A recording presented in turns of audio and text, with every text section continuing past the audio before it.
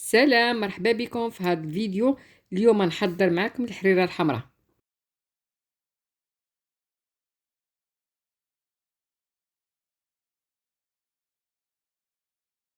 بالنسبة للمكونات غنحتاجو بصلة مشلضة، الحمص، طوماط سوغيز، اللحم مقطع، العدس، الربيع والكرافس، شوية زيت والعطرية، شوية البزار، شوية سكينجبير، شوية السمن والملح. اول حاجه كناخذ طوماط سوغيز، كنخويو عليها الماء طيب وكنخليوها كتغلي ديك مده 5 دقائق حتى 10 دقائق. من بعد كناخذ الميكسور وكنبدا نطحن فيها كما كتشوفوا حتى كنطحنها مزيان.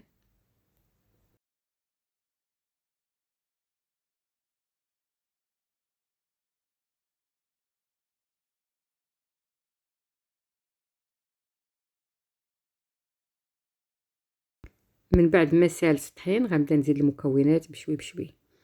كناخذ البصله، العدس، اللحم، الربيع والكرافس، الحمص وزويته،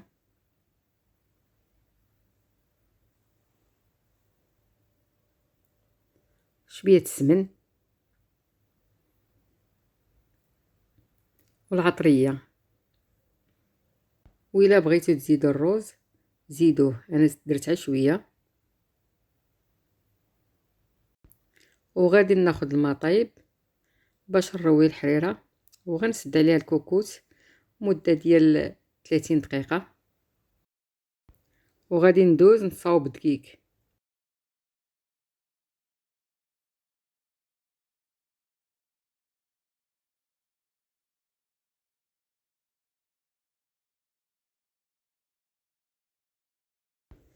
من بعد ما داز 30 دقيقه انا حليت الكوكوت وكنطلع الحريره ديالي كلشي طاب.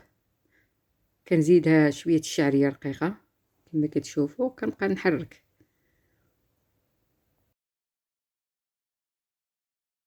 اخر حاجه غندير مطيشه الحك 2 معالق صافي وكنبدا نخلط.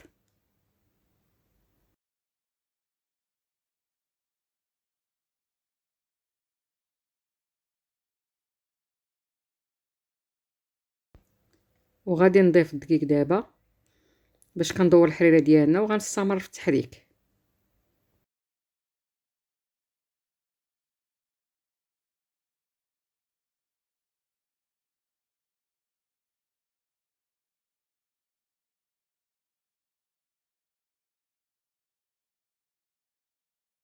المهم الحريره ديالي وجدات، انا كنبغيها شويه عاقده وانتم لكم الاختيار.